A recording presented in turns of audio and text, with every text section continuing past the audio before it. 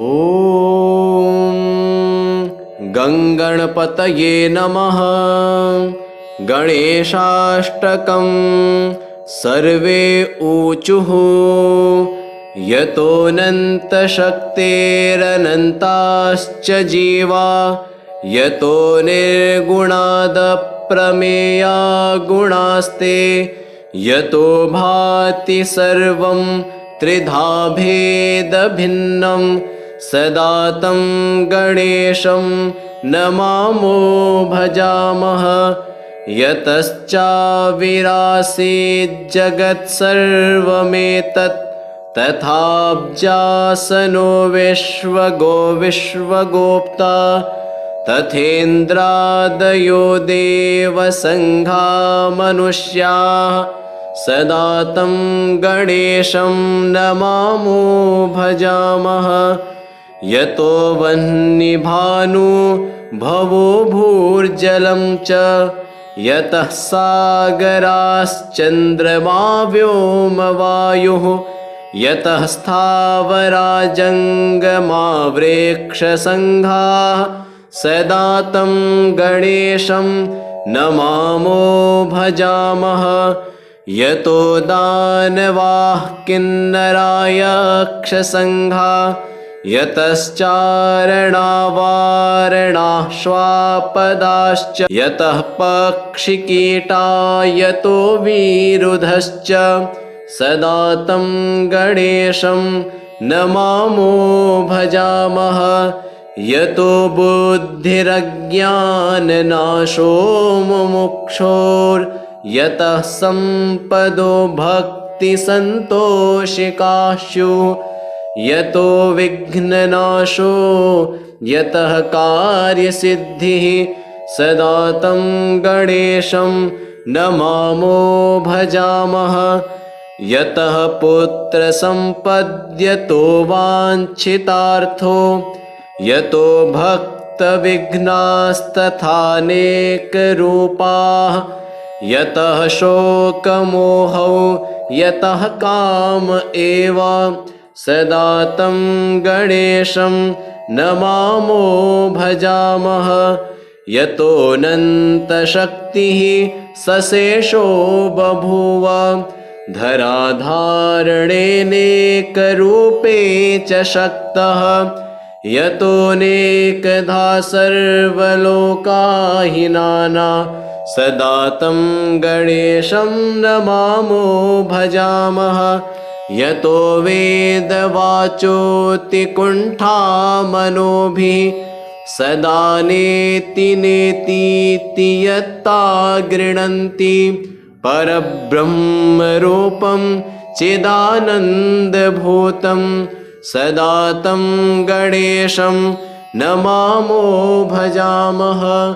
श्रीगणेश उवाच पुनरुचे गणाधीशः स्तोत्रमेतत् पठेन्नरः, त्रिसन्ध्यं त्रिदिनं तस्य सर्वं कार्यं भविष्यति। यो जपेदष्टदिवसं श्लोकाष्टकमिदं शुभम्, अष्टवारं चतुर्थ्यां तु सोऽष्टसिद्धिरवाप्नुयात्।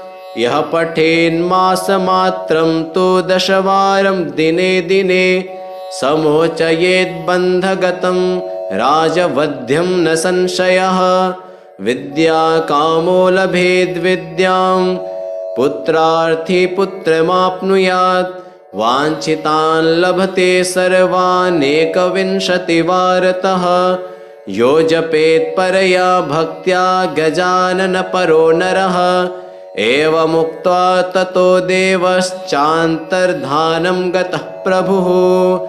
यतोऽनन्तशक्तेरनन्ताश्च जीवा, यतो निर्गुणादप्रमेया गुणास्ते, यतो भाति सर्वं त्रिधा भेदभिन्नं, सदा तं गणेशं नमामो भजामः।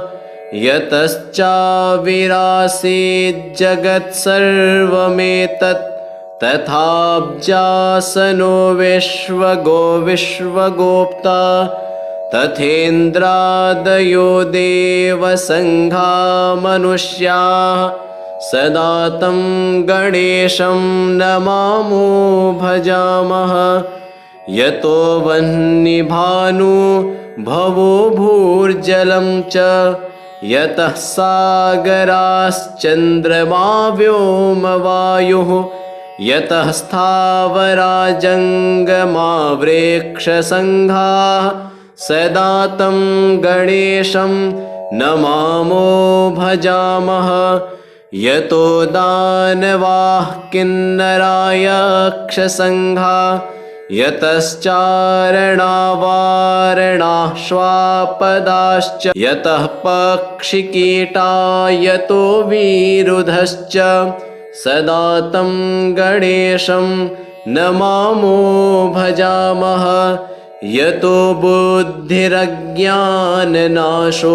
मुमुक्षोर्यतः सम्पदो भक्तिसन्तोषिकाशु यतो विघ्ननाशो यतः कार्यसिद्धिः सदा तं गणेशं नमामो भजामः।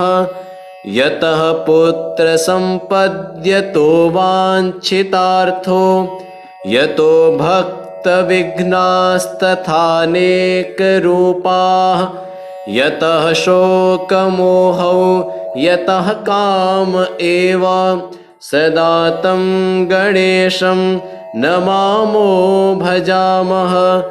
यतोऽनन्तशक्तिः सशेषो बभूव धराधारणेनेकरूपे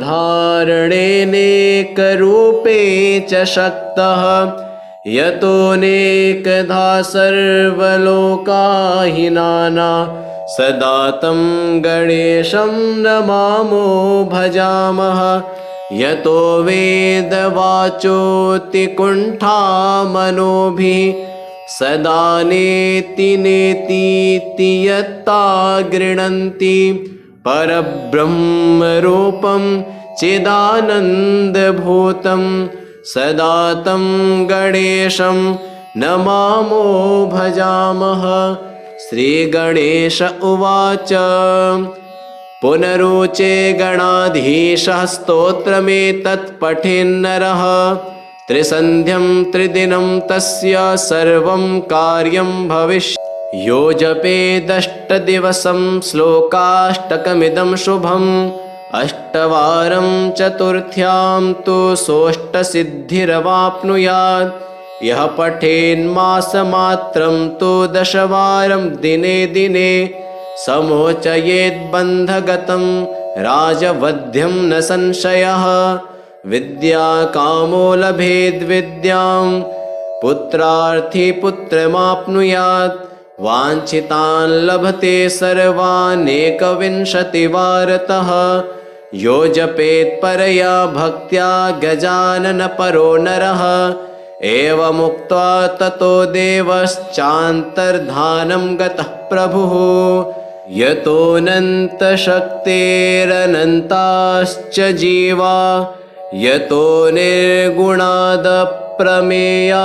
गुणास्ते यतो भाति सर्वं त्रिधा भेदभिन्नं सदा तं गणेशं नमामो भजामः।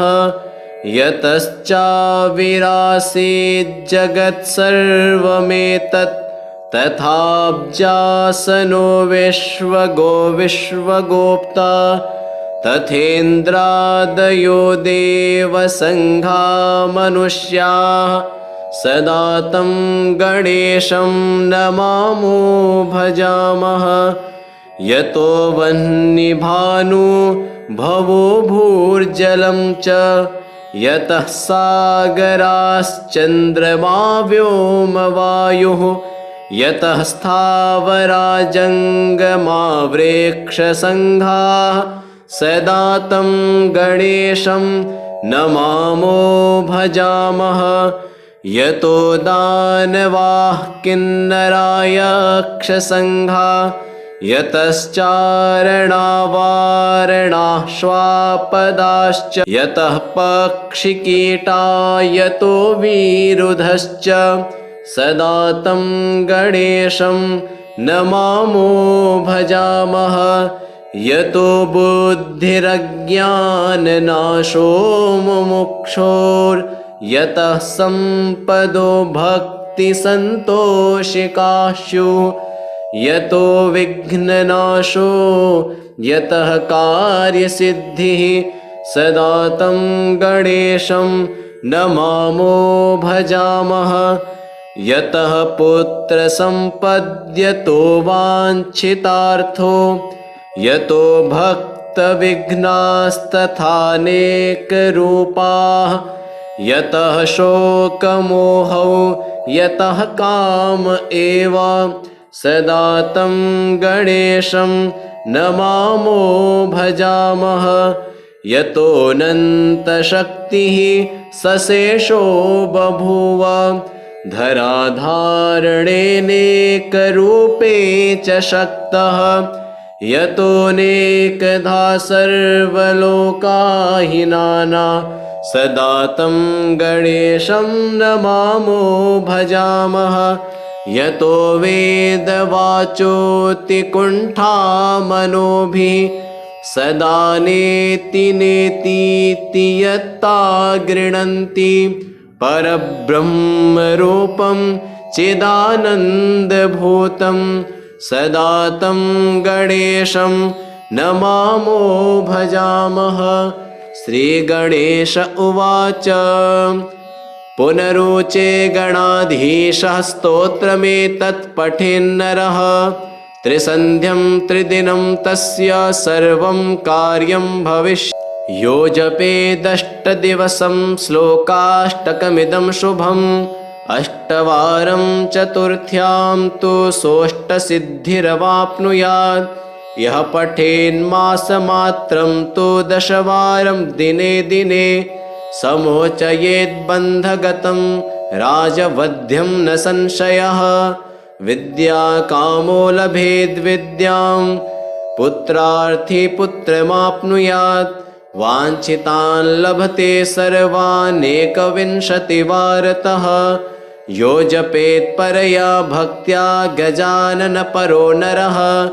एवमुक्त्वा ततो देवश्चान्तर्धानं गतः प्रभुः यतोऽनन्तशक्तेरनन्ताश्च जीवा यतो निर्गुणादप्रमेया गुणास्ते यतो भाति सर्वं त्रिधा भेदभिन्नं सदा तं गणेशं नमामो भजामः यतश्चाविरासीज्जगत्सर्वमेतत् तथाब्जासनो विश्वगो विश्वगोप्ता तथेन्द्रादयो देवसङ्घा मनुष्याः सदा तं गणेशं नमामो भजामः यतो वह्निभानु भवो भूर्जलं च यतः सागराश्चन्द्रमा व्योमवायुः यतः स्थावरा जङ्गमा वृक्षसङ्घाः सदा तं गणेशं नमामो भजामः यतो दानवाः किन्नरायक्षसङ्घा यतश्चारणावारणाश्वापदाश्च यतः पक्षिकीटा यतो विरुधश्च सदा तं गणेशं नमामो भजामः यतो बुद्धिरज्ञाननाशो मुमुक्षोर्यतः सम्पदो भक्तिसन्तोषिकास्युः यतो विघ्ननाशो यतः कार्यसिद्धिः सदा तं गणेशं नमामो भजामः यतः पुत्रसम्पद्यतो वाञ्छितार्थो यतो भक्तविघ्नास्तथानेकरूपाः भक्तविघ्नास्तथानेकरूपाः यतः शोकमोहौ यतः काम एव सदा तं गणेशं नमामो भजामः यतोऽनन्तशक्तिः सशेषो बभूव धराधारणेनेकरूपे च शक्तः यतोऽनेकधा सर्वलोकाहिनाना सदा तं गणेशं नमामो भजामः यतो वेदवाचोऽतिकुण्ठा मनोभिः सदा नेति नेतीति यत्ता गृह्णन्ति परब्रह्मरूपं चिदानन्दभूतं सदा तं गणेशं नमामो भजामः। श्रीगणेश उवाच पुनरुचे गणाधीशः स्तोत्रमेतत् पठेन्नरः त्रिसन्ध्यं त्रिदिनं तस्य सर्वं कार्यं भविष्यति यो जपेदष्टदिवसं श्लोकाष्टकमिदं शुभम् अष्टवारं चतुर्थ्यां तु सोऽष्टसिद्धिरवाप्नुयात् यः पठेन्मासमात्रं तु दशवारं दिने दिने समोचयेद्बन्धगतं राजवध्यं न संशयः विद्याकामो लभेद्विद्यां पुत्रार्थी पुत्रमाप्नुयात् वाञ्छितान् लभते सर्वानेकविंशतिवारतः यो जपेत् परया भक्त्या गजाननपरो नरः एवमुक्त्वा ततो देवश्चान्तर्धानं गतः प्रभुः यतोऽनन्तशक्तेरनन्ताश्च जीवा यतो निर्गुणादप्रमेया गुणास्ते यतो भाति सर्वं त्रिधा भेदभिन्नं सदा तं गणेशं नमामो भजामः यतश्चाविरासीज्जगत्सर्वमेतत् तथाब्जासनो विश्वगो विश्वगोप्ता तथेन्द्रादयो देवसङ्घा मनुष्याः सदा तं गणेशं नमामो भजामः यतो वह्निभानु भवो भूर्जलं च यतः सागराश्चन्द्रमा व्योमवायुः यतः स्थावरा जङ्गमा वृक्षसङ्घाः सदा तं गणेशं नमामो भजामः यतो दानवाः किन्नरायक्षसङ्घा यतश्चारणावारणाः श्वापदाश्च यतः पक्षिकीटा यतो विरुधश्च सदा तं गणेशं नमामो भजामः यतो बुद्धिरज्ञाननाशो मुमुक्षोर्यतः सम्पदो भक्तिसन्तोषिकाशु यतो विघ्ननाशो यतः कार्यसिद्धिः सदा तं गणेशं नमामो भजामः यतः पुत्रसम्पद्यतो वाञ्छितार्थो यतो भक्तविघ्नास्तथानेकरूपाः यतः शोकमोहौ यतः काम एव सदा तं गणेशं नमामो भजामः यतोऽनन्तशक्तिः सशेषो बभूव धराधारणेनेकरूपे च शक्तः यतोऽनेकधा सर्वलोकाहिनाना सदा तं गणेशं नमामो भजामः यतो वेदवाचोऽतिकुण्ठा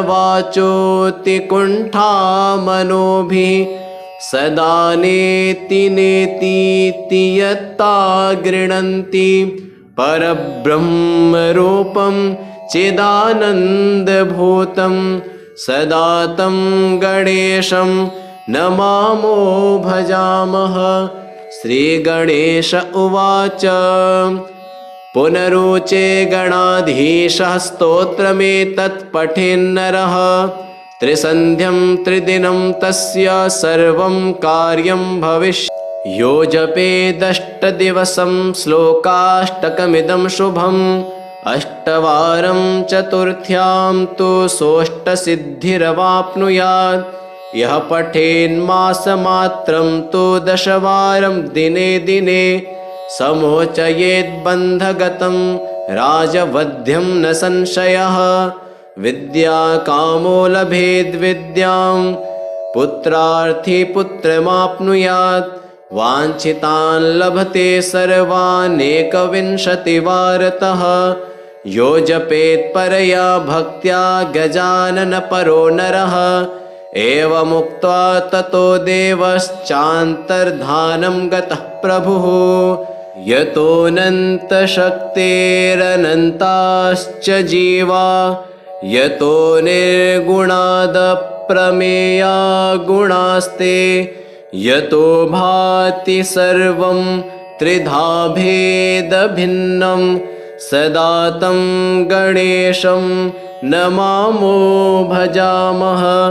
यतश्चाविरासीज्जगत्सर्वमेतत् तथाब्जासनो विश्वगो विश्वगोप्ता। तथेन्द्रादयो देवसङ्घा मनुष्याः सदा तं गणेशं नमामो भजामः। यतो वह्निभानु भवो भूर्जलं च यतः सागराश्चन्द्रमा व्योमवायुः। यतः स्थावरा जङ्गमा वृक्षसङ्घाः सदा तं गणेशं नमामो भजामः।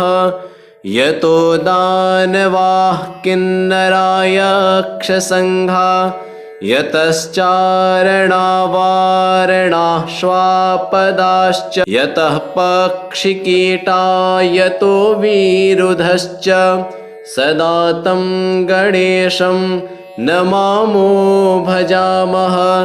यतो बुद्धिरज्ञाननाशो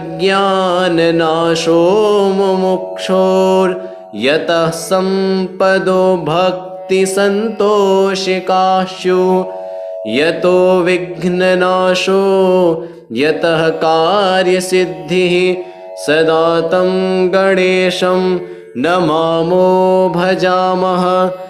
यतः पुत्रसम्पद्यतो वाञ्छितार्थो यतो भक्तविघ्नास्तथानेकरूपाः। यतः शोकमोहौ यतः काम एव सदा तं गणेशं नमामो भजामः। यतोऽनन्तशक्तिः सशेषो बभूव धराधारणेनेकरूपे च शक्तः। यतोऽनेकधा सर्वलोकाहिनाना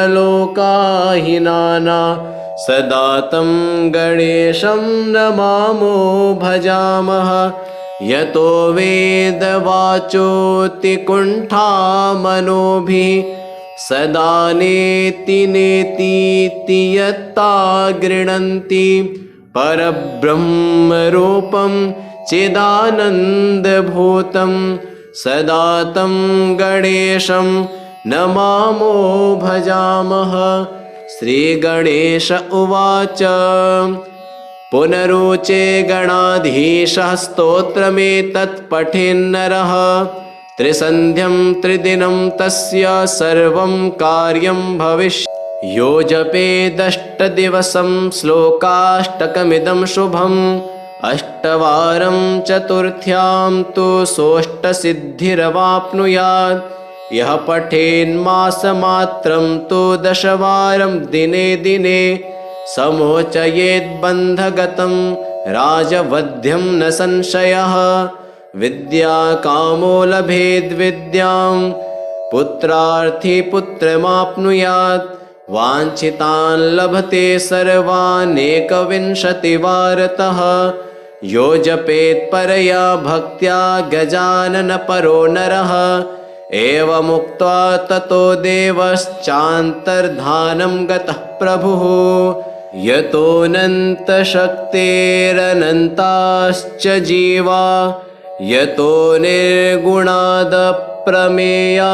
गुणास्ते यतो भाति सर्वं त्रिधा भेदभिन्नं सदा तं गणेशं नमामो भजामः यतश्चाविरासीज्जगत्सर्वमेतत् तथाब्जासनो विश्वगो विश्वगोप्ता तथेन्द्रादयो देवसङ्घा मनुष्याः सदा तं गणेशं नमामो भजामः यतो वह्निभानु भवो भूर्जलं च यतः सागराश्चन्द्रमा व्योमवायुः यतः स्थावरा जङ्गमा वृक्षसङ्घाः सदा तं गणेशं नमामो भजामः यतो दानवाः किन्नरायक्षसङ्घा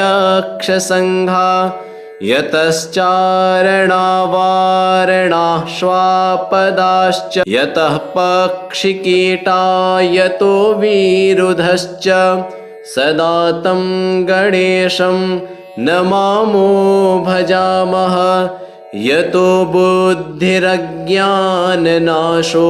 मुमुक्षोर्यतः सम्पदो भक्तिसन्तोषिकाशु यतो विघ्ननाशो यतः कार्यसिद्धिः सदा तं गणेशं नमामो भजामः यतः पुत्रसम्पद्यतो वाञ्छितार्थो यतो भक्तविघ्नास्तथानेकरूपाः यतः शोकमोहौ यतः काम एव सदा तं गणेशं नमामो भजामः यतोऽनन्तशक्तिः सशेषो बभूव धराधारणेनेकरूपे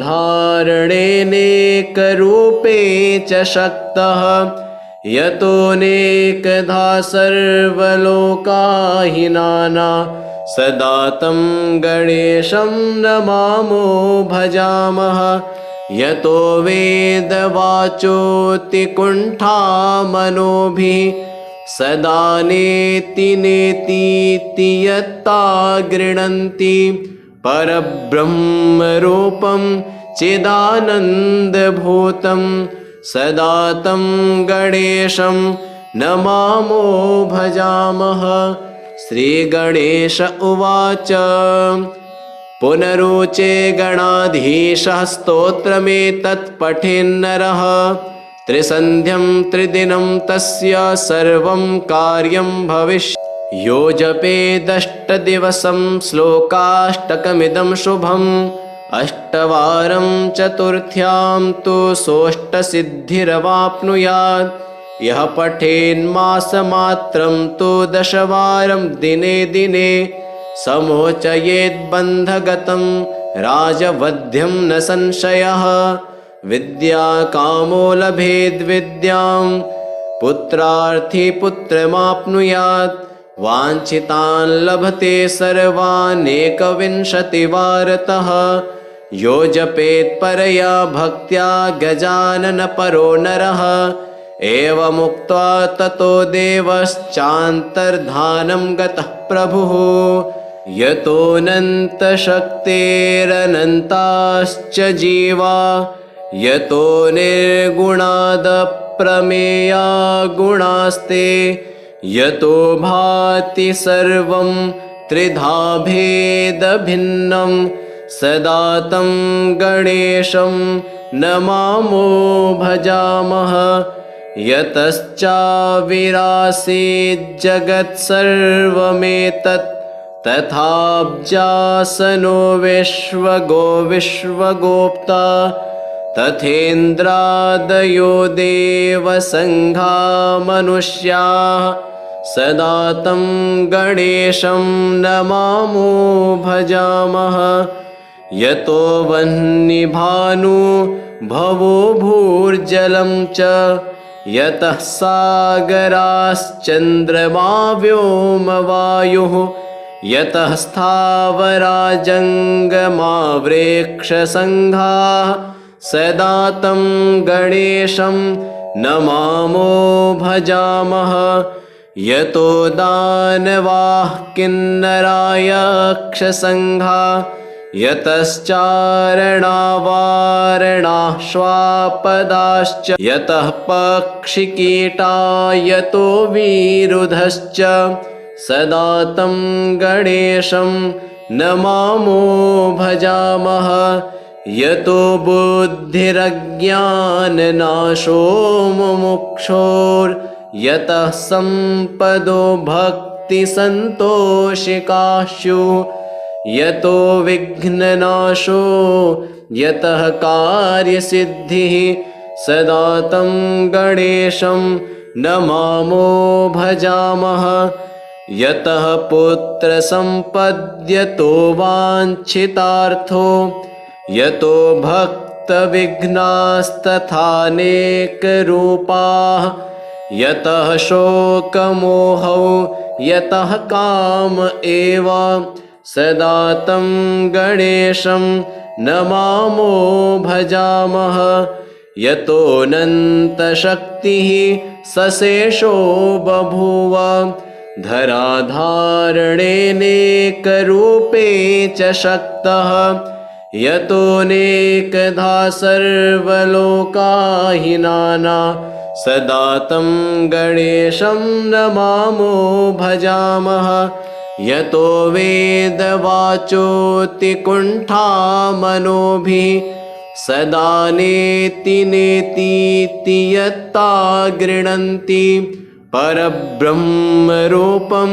चिदानन्दभूतं सदा तं गणेशं नमामो भजामः। श्रीगणेश उवाच पुनरुचे गणाधीशः स्तोत्रमेतत् पठेन्नरः त्रिसन्ध्यं त्रिदिनं तस्य सर्वं कार्यं भविष्यति। यो जपेदष्टदिवसं श्लोकाष्टकमिदं शुभम् अष्टवारं चतुर्थ्यां तु सोऽष्टसिद्धिरवाप्नुयात्। यः पठेन्मासमात्रं तु दशवारं दिने दिने समोचयेद्बन्धगतं राजवध्यं न संशयः। विद्याकामो लभेद्विद्यां पुत्रार्थी पुत्रमाप्नुयात्। वाञ्छितान् लभते सर्वानेकविंशतिवारतः। यो जपेत् परया भक्त्या गजाननपरो नरः। एवमुक्त्वा ततो देवश्चान्तर्धानं गतः प्रभुः। श्रीगणेशाय नमः। गणेशपुराणे गणेशाष्टकं सम्पूर्णम्।